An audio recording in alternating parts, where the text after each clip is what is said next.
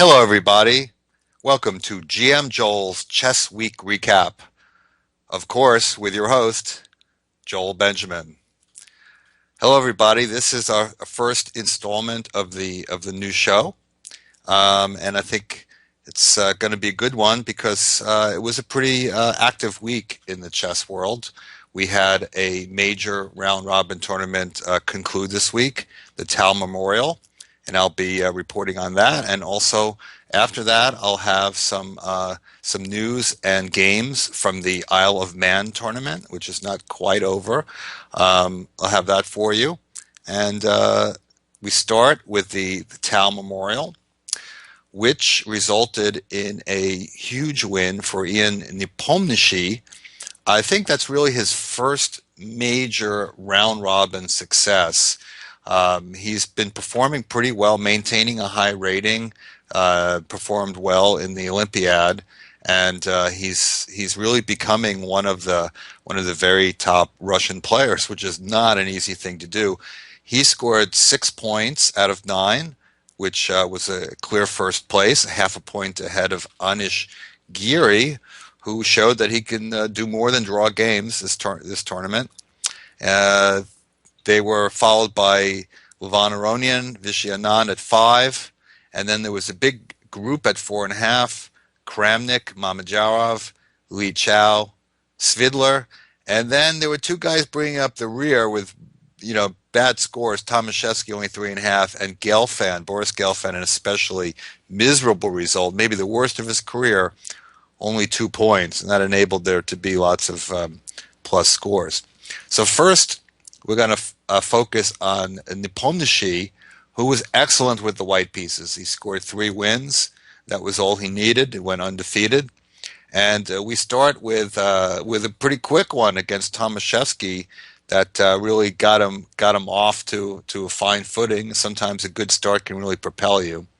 And in this game, Nepomniachtchi uses the Scotch, which is one of his favorites, and really kind of an underrated opening because it does avoid a lot of the drudgery of the Roy Lopez, the Berlin, and the anti-martial systems. Can often lead to a sharp game, and knight f6 tends to lead to sharper positions than bishop c5 because we get into this stuff, which is very unbalanced. Often you see queenside castling by one or both players. It's possible that both of them will castle queenside. c4, and black can play bishop a6 or knight b6. Here Tomaszewski goes for the pin. f4, so white supports that center. And queen f2. Sometimes white just tries to fianchetto the white bishop, but here he moves the queen out of the way so the bishop can come out directly, and white is able to castle in this fashion. And knight f6, this move makes kind of a strange impression. The knight usually goes to b6, and it just ends up not working well for Tomaszewski, who I think was kind of making things up here. Now bishop a3, white picks up a tempo on the queen, so that's his reason for not playing bishop to b2. d6. Of course, the move queen f2, that attacked the knight, so the knight had to move right away. Knight c3. And even though the queen f2 allowed for the bishop to come out, Tomaszewski is actually going to castle queenside. Now, castling is a large part about where you want to put your king, but in this case, Nepomniachtchi puts his king where it's a little bit exposed, but he just soups up his development, that rook right away in the d file, and chasing the knight back to e8. And surprisingly, the black queen is going to end up in trouble in a couple of moves. g3, bishop b7. Well, the bishop is going to have to defend this pawn in another move. And f6. So Tomaszewski, under pressure, tries to fight back and open up some lines, but this turns out to be a big mistake, as he's just not ready to blast things open. He needed to just kind of just defend the position, and white would have a big mobility advantage. But now we see something. E takes d6, and I guess black had to take with the pawn as well just to give his queen some room, but he tried to be dynamic and move the knight out. And now, in this position, knight takes d6, suddenly white is just flat out winning. And um, the tactical finish is slightly surprising because you see this very nice bishop's diagonal and this nice bishop diagonal. Well, white starts by closing the diagonal of the dark squared bishop, and white is going to reroute the other bishop. Well, here it goes. c5, knight has to move away. And now we see the big problem. The queen is dominated. It has to go to f7, only square, and then bishop f1. So, tactics is being able to focus on some specifics. We have the specific problem of the queen on the same diagonal as the king, and king h8 doesn't even help because after bishop c4, the queen is trapped anyway. So Tomaszewski played rook fd8, and white decided to liquidate a little bit before playing bishop c4, queen e2, and Tomaszewski gave up because he's losing an exchange for absolutely nothing, and white is going to further simplify. Easy win. So quick knockout for Nepomniachtchi, who clearly outgunned Tomaszewski in the opening in that scotch. He had a rather different type of win against Mamedyarov, but I think some very impressive moves in the middle game, and we're going to take a look at that one next. Okay, so Nepom again plays e4, but this time he goes for Gioco Piano, so showing some versatility. And it's all the rage to castle now, rather than play c3. People have changed up the move order for whatever reason, but it usually comes out to be very similar. But the big new idea is that they all like this a4 move now, with the idea of bringing the knight to a3 and c2. That's one of the main ideas. It doesn't always work. We're going to see that later. But one of the virtues is that white does not have to move this bishop back to b3 because it now has an outlet to a4, to a2 rather. So that's one of the ideas. Obviously, it threatens to trap the bishop, so black generally makes a decision with the a pawn, a6 or a5. He can do either one. So it starts off like all these Gioco pianos, like anti-Berlins, as not all that much happening. So bishop e6, they have a trade there, and Nepom expands on the queen side with b4, queen c2, and Mamedyarov hits in the center with d5. It all looks very logical. Knight to b3, knight e7, takes, queen takes, and it looks like Mamedyarov has played this perfectly well. But it turns out that now the Nepom gets something going. Perhaps knight e7 was the culprit, and maybe he should have just developed a little bit and brought the other rook into play. But now comes a very nice sequence. c4, driving the queen. All right, queen wants to stay on e5. Knight c5. I mean, to me, this is not really obvious. The computer says, yeah, it's good. But I think this is very, very clever. Sacrificing a pawn. Black has to take it because his rook is trapped. And he really has to take this pawn or e5 goes. Now white picks up nice tempo with bishop a3. Queen tries to stay on the pawn. Now d4. Now this is a pin because if black takes, white trades rooks and the knight on e6 hangs.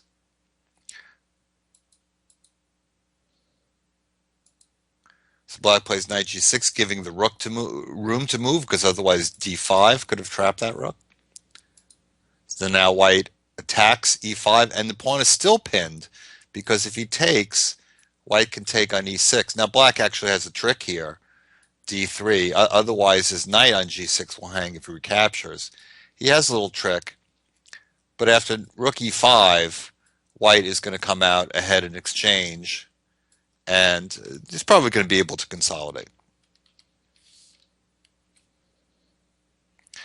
So black plays rook a8, chasing the queen again, chasing the queen, and the queen has to run into the corner. Otherwise, there's various forks with d5 or d takes e5.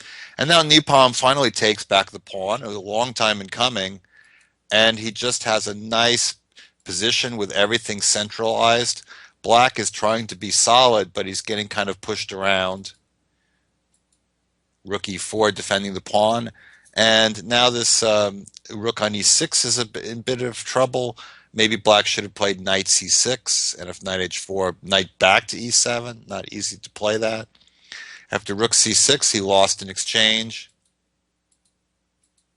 And from here, the game is quite technical, so I won't spend a lot of time talking about it. Basically, Nepom just ruthlessly trades. He gets to the 8th rank, and if black trades, he's going to lose that knight on f8, probably.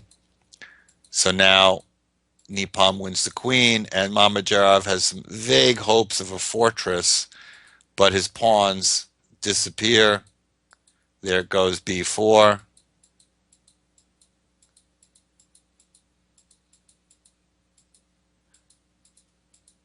And after queen b4, Mamedyarov resigns, as he's going to have to make a concession, either let the white king come in. He can't move the king because he'll lose the rook to forks or pins. He doesn't have say square for the rook. And if he moves pawns, they become weaknesses, and white will eventually get it. So nice win for Nepomniachtchi. He also had a long win in English, of all things, against Kramnik, and that brought him to 6 points. Now, Anish Giri had a really nice tournament. He followed up with 2 more wins after the win against Gelfand that we looked at last week. But he met his match against Lev Aronian, and that propelled Aronian to a fight for first, and that ended up costing Giri a chance for first place. So next we look at the game, Aronian against Giri. Okay, so Aronian Giri. Aronian plays c4, as he often does. g3. Now, players often play g3 on move 2 if they want to avoid bringing the knight to c3, which makes it a target for black at some point playing bishop b4, which is one reason why some crafty players, if they want to play in English with knight f6, they often play knight f6 on move 1, and then on knight c3, e5. But if you're going to go for this d5 system, it generally doesn't matter. It usually transposes. But here, Aronian plays a little bit different move order. He holds back the knight. Most of the time, it doesn't make any difference. But here it does. He could have put that knight on c3 and move 2, but he plays in a little bit unusual way by putting the knight on d2, and it leaves the c file open. And I guess that's, perhaps an important idea, because white has an idea of rook c1 and sacrificing the exchange. So black would have to be on the alert for that, maybe protect his e5 pawn. Queen d7. So, for the moment, he's not afraid of sacrifice. Rook takes c6, followed by knight takes e5. Perhaps white would just get one center pawn, maybe not all that he wants, but it's certainly in the air. Bishop h3. So he decides to trade that bishop, which is not necessarily part of black's plan. This is not a Yugoslav attack where black is looking for a mate. b4, still not sacrificing exchange yet. Trying to attack by conventional means, but certainly looks like white has pressure. I don't know that bishop h3 was kind of the right plan. So white looks like he's got something going there on the queen side, and he even gives up that nice bishop because black is having a little trouble defending, and white definitely has an advantage with the rook. So the opening has been a definite success for black. I would certainly don't like the move bishop h3. I think that one maybe he has to rethink. But now the tactics start coming. First of all, boom, knight c6. All right, that one was obvious enough. But he doesn't actually want to take the bishop. He wants to just put the knight here to harass the pawns, and he has the other knight can come to c5, and black is just not in a good position to defend b7. He has to go into a passive position. Queen f3, hitting the pawn again. b5, hammering away. Bishop b2, so black is trying to um, attack that rook, put it to an undefended square, rook c2. I guess then he could take on b5, and the knight discoveries would allow the rook to hang. But Ronian here sacrifices the exchange. And problem for black is that if he does not take on c6, white can take on b7 with the pawn, and that pawn will be just awesome. Probably will win the exchange right away, maybe even without giving itself up. So he plays queen. He plays queen c7 because if he takes the pawn, he doesn't want to allow it to capture, but he's going to lose the exchange right away after knight c6 because there's a fork here as well as attack on b8. And white is just at least going to be a clear pawn up, and maybe worse things will happen. So he plays queen c7, takes, knight a4. So Geary actually has some clever tactical ideas, and because he's kind of in a rough position strategically. That pawn in b7 is a monster. He tries some tactics, so he attacks both knights with this move. Knight back to b3. Queen e7, hitting the pawn on a3. Knight to d4, not wanting to give that up, so he just wants to put that knight on c6. That will be winning when it gets there, but queen g5, well, we have a fork. Rook hanging, and knight hanging. But Aronian was ready for this. He has a relatively simple tactic, queen f4. Now black trades is just hopeless. The knight, d4 knight is coming to c6. So he takes the knight. Queen takes rook. So we've got a combination back rank, but also just a queening pawn tactic. Rook c8, queen d8. And he simply takes and brings the knight to c6. And this is kind of a cool finish because you think like, well, okay, black is a rook up, so he can just sacrifice the rook for the pawn, but not so easy to do it. Well, if you keep the rook on the first rank, okay, I mean, where can you go? You have to go to e8 or f8, only safe squares. Knight check. And king f8, knight c8. The black knight can't do anything to stop the pawn. I guess he could try knight b6, but then the rook and knight is against the queen is pretty hopeless. So white makes a queen. And look at this variation. Black checks, king g2, rook b1, and now knight b4. Handy to have that pawn in a3. It's cool how elements which seem to have nothing to do with the position sometimes help something like that. So knight b4, and white makes a queen again. So after knight c6, Geary resigned. Very nice finish by Aronian. Very interesting opening with that knight going to d2, and certainly Geary's going to have to look for improvements there. Okay, I'll cover just one more game from that event. I want to talk just a little bit about Vladimir Kramnik. He had an interesting tournament. He won a few games of his own, and he was playing e4, which is kind of cool. He had that lost. He lost to Nepom, as I mentioned before. He had a loss in the last round against Mamedyarov when he had, a theoretical, mathematical shot at first place until that last round loss. Let's see him win with e4, something he really hasn't tried much since his match with Leko many years ago. So we're going to look at Kramnik against Gelfand. Okay, so Kramnik going with e4 and playing into an open Sicilian. Gelfand must have been pretty surprised by this. Kramnik does not often go for e4 openings, but he plays bishop g5, and this shows that he's really a true student of the game, because he does not play the Sicilian with black.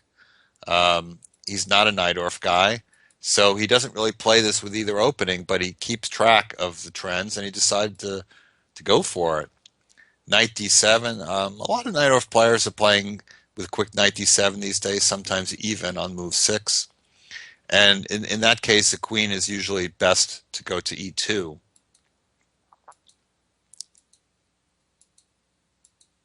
I think this opening was even covered in Game of the Week. Um, I think that this version of the Nightorf is very popular in China. I called it the Chinese Nightorf. And so takes. Black decides to take with a pawn. If he takes with a knight, he can get the knight kicked back, and white gets those pawns rolling. But this didn't seem to help him much. Rook h3. Well, that's a professional Sicilian move, guarding the knight on c3, so there's no exchange sacrifices. H5, F5. Okay, he just goes ahead in the center.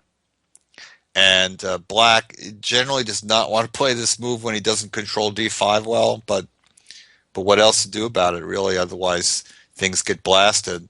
So White has his d5. That's good for a positional player like Kramnik. He knows what to do with this type of advantage. And so he consolidates things for a while. He trades off the rooks, and now suddenly the queen side is vulnerable. Knight a5. He gets this. You don't really see this kind of nice maneuvering with knights in the Sicilian like this, but he removes a defender of d5. Now he's starting queen takes knight. And in this position, the computer will tell you that it's possible to take this pawn on a6 and then go knight d5 check. The idea knight takes knight, queen a7, and pick up the rook with check. So Black has to give up this knight. There is a bishop e3 tactic. It does not work for Black, but Kramnik decides that he's just going to go the technical route. Doesn't really give much thought about it, because if you think that all bishops opposite colors endings are drawn, forget about it. Here, even though the pawns are actually even, White is on the road to winning, because he's up a pawn on the queen side, he's up a pawn on the king side. He's got two passed pawns. These two pawns here completely control the four black pawns. So basically that's two black pawns not doing anything. So it's really kind of a technical win for White. He gets things ready to go, and this a pawn, Black is really not in any position to defend. And Kramnik takes his time with it. He even repeats moves a bit, trying to decide the best way to go about it. Okay, pawn in f7 was hanging. It's a nice pawn to take just to get some more squares. And there this goes. By the way, this was maybe even a little bit of a zugzwang position for Black. But White is... I think White can go and take the a pawn even if he loses a h4. I think he's going to be able to bring his king in, and that's basically what happened. He gave up the pawn. He was prepared to give up this pawn on h4. Black didn't want to take it. I guess he would have been pinned up there. He wouldn't have been able to stop the b pawn. White would probably even be able to sacrifice the exchange at some point to queen the b pawn. And now we have a nice little finish here. Black just waiting around. Easy to calculate. Boom. Rook a2. And either the rook penetrates decisively, or we have this trade, but it's not much of a race. The white king gets in. Black king making a belated attempt to get back. But after king c7, the b pawn comes through. So nice win for Kramnik, playing a very sharp opening, but playing it with a very good positional strategical sense. And Gelfand, just unrecognizable in this tournament. Kramnik taking advantage. Very nice win, although ultimately he only finished in the big pack in the middle, but I think kind of aesthetic tournament for Kramnik anyway. All right, now we're going to turn our attention to the Isle of Man Masters, and a tournament that had no Russian players, unlike the Tal Memorial, but the USA Big Three of Caruana Nakamura and Wesley So, all in action, and we're going to take a look at some of their games. First, we're going to take a look at Nakamura, who got off to a slow start, had to try to make a comeback, and we'll see how he got into trouble against Benjamin Bach. Okay, so Nakamura against Bach and F3. This is an anti-Grunfeld measure, and it does get Bach out of the Grunfeld. And he plays one of those anti-Grunfeld moves, E6, getting ready to play D5, kind of turning into a Queen's Gambit approach where the F3 is not so great. But it actually turns into a Benoni after E4. He plays C5. I mean, he could have played this on move 3, but in this slightly roundabout way, they get to a Benoni. And Nakamura goes for this knight E2 to C3, which has been seen in the Benoni before, but there's some question as to whether it really benefits White to do that.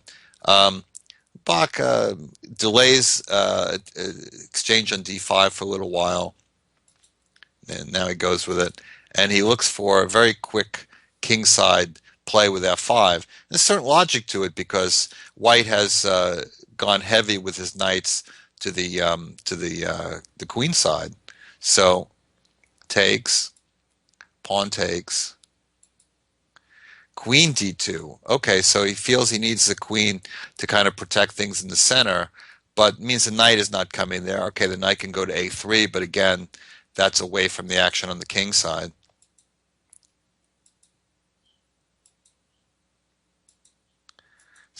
So queen G5, and of course this knight is coming to E5. Nakamura decides to be proactive on the king side as Black is starting to really develop initiative there. But Black is kind of loading up for a sacrifice.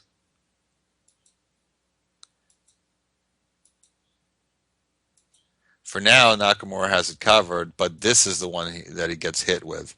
And if White takes this knight, Black can recapture perhaps with the pawn or even F3. It looks very, very dangerous. So Nakamura decides that he tries to hold the line and not take, and he does kind of link up his knights so the other knight can come to C3. And knight F6 check. So he's trying to blast open that file, and now Black takes it with the rook actually, and takes back. So he's trying to remove that bishop on H4, and well, there's a big point to it because if bishop takes bishop, we got knight F2 mate. So very nice idea by Bach to give up the rook and keep the bishop. Maybe overlooked or underestimated by Nakamura, who now has to kind of tap dance a little, and he tries knight C3, belated attempt to develop the piece. But now if the bishop takes H4, now he's really in a position where he's going to have to take that knight or he's going to be behind in material. And so this blocks the pin. And H4, he really doesn't want to take that knight, but eventually he's going to have to. There it is. And now Black is really loading up for an attack. He's technically down the exchange, but these two pawns coming at the king, the white king, very exposed. The black king also doesn't have pawns in front of it, but he has a lot of pieces covering. So rook takes F4, sack back, but the rook is pinned. Black doesn't have to take it right away. So he threatens queen H4, devastating move. White is not in position to defend it. So he gets the pawn on H4 and knight G6. Now basically black is getting ready to win material. So Nakamura gets a little desperate, sacrifices queen. And now kind of interesting moment that Bach actually just simply takes the knight. Kind of a clever move to liquidate, because if white takes the queen here, knight takes and check, black can actually even save the bishop. So he comes out just a piece ahead. Rook F4, bishop D4 check also. So just a smart move to liquidate when you get a winning position. You don't have to be a queen up. Being a piece up is plenty. So Nakamura just takes back, but now the queen goes with check, king g7, and now queen b1 just defending the knight on g6. White can take it, but black comes out and exchange up. So a real debacle for Nakamura and a very sharp opening, which just went wrong. Maybe knight f6 check was a big miscalculation. Um, but sometimes it's all about the Benjamins. I don't think that I managed to win a game against Nakamura at a slow time control. So Benjamin Bach does get it done. Okay, let's check in now with Wesley So, who got off to a better start and has been competing among the leaders. So we're going to take a look at his win over Granda Zuniga. Okay, so Granda Zuniga opens c4, and he's a guy that's rather well known for kind of disdaining studying the openings, but he's very good at maneuvering, and here he gets outmaneuvered by So. Okay, so we have, again, this English opening we saw before, but knight on c3. So this is more standard. So rook e8, that's a little bit of reaction to bishop e3. Black is usually looking to plant a knight on d4. That's one of the main ideas in this line for black. So now he's defended e5. He's ready to go there. And he jumps in. a5. This expansion of the queen side is going to become very, very important, as we see. Knight b3. Okay, so white is attacking this pawn on d4. It's not obvious how black is going to defend it. He can't play c5. White has that covered. So it looks like Wesley has been outsmarted, but no, here comes g5. Delicious move, really. Defending the d4 pawn in a very clever way. If knight b d4, g4 attacks the defending knight. And if white takes the other way, a4 attacks that defending knight. So because of the twin threats of a4 and g4, white is not getting the d4 pawn. Okay, so the d4 pawn stays alive. Granda plays queen d2. g4 again, he can't take the pawn because of a4, so that knight is shunted to the side. Rook e5, covering lots of squares, and Wesley has big plans for this rook. Queen f4, this might be a mistake, but it looks like a sharp move, attacking the pawn on d6. And queen d6, well, this basically defends it in a maybe surprising kind of way. If queen takes d4, then it looks like black can just take this pawn on e2, as everything else is defended, and black is looking to grab this pawn at b2. If knight takes d4, there's also this little skewer that white has set up with bishop h6, hitting down at the rook. So Granda plays e3. Now bishop h6, his queen takes d4, so rook b5. Okay, surprising move again, targeting this pawn on b2. So rook takes c7. And now, even though white technically wins a pawn here, black is loading up to get the queen side running. And he plays bishop e4. If bishop takes b7, then he does have a pin at rook a7. White could try rook takes c8, and maybe black would actually give up rook for two pieces and try to queen the a pawn. But it's perhaps a better try than what he went for. It would at least be somewhat complicated.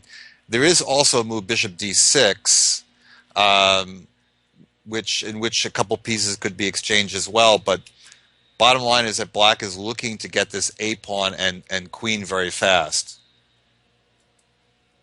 To bishop e4, rook takes a2, rook b1. Actually, Granda's play looks pretty good at first. It looks like he's going to get b7. but a very clever move. A3, the A pawn turns out to be super fast, and if rook takes B6, rook to B2, and that pawn is, well, it looks like it's getting through. It's hard to stop even at the cost of sacrificing a piece. So Granda tries to come back and defend, but now he's lost the momentum. First, the rook gets chased, only has this square. Then the rook gets chased again as a knight, which looked kind of trapped on b6. Suddenly has this beautiful square, and now comes the bishop. So the rook is just totally harassed, and Granda is actually running out of options. He tries to sacrifice this piece for a pawn. Of course, black doesn't take the rook. He doesn't want an exchange. He wants the whole piece. And now this knight comes back, and black consolidates his position with an extra piece. So white resigned. So really very clever play by Wesley So in that middle game. Very unorthodox play beginning with g5. A lot of really nice moves. I like that game quite a bit. And the queenside pawns, particularly that a pawn, turned out to be very fast. Okay, so we're going to take a look at one more game. Fabiano Caruana in action, and he has also been among the leaders the whole way. And we'll have a look at some cute tactics that he showed in his game against Ho Yifan. Okay, Ho Yifan playing white against Caruana in round 6. And it's a Gioco piano again. Again with a castling move order. And here, actually, interestingly, Caruana plays proactive a5 before white plays a4. Very interesting, because in the standard Gioco piano, black almost always puts the pawn on a6. So something a little different. But Ho probably had planned to play this a4, so she decides to put the pawn there anyway.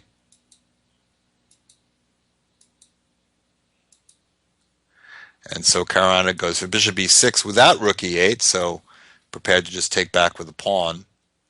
And now bishop takes a3. So this is very interesting, because this seems to, from my point of view, seems to work out pretty well for black.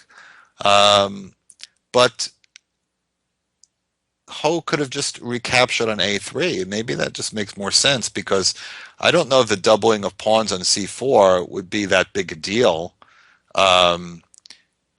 Position would actually kind of resemble a lot of Rossolimo, that type of pawn structure. I think that would be a more normal thing to do. At least unbalances the game. But Ho decided to take on e6, and now bishop takes b2. So black is going to win a pawn unless white takes on f7. And now black gets I think, some nice play on the f file, as well as isolating the pawn on a4. I don't think having the bishop is really much compensation. So I think either allowing bishop takes a3 was wrong, or bishop takes e6 was wrong. So Ho goes for some play here with f4. Very aggressive. And now Caruana backtracks a little bit, and now we're going to see an exchange sacrifice in the next couple of moves. And it looks like, okay, I didn't think that Ho's play looked strategically that good, but she's getting some tactics going and would have a nice game if black just took back with the pawn.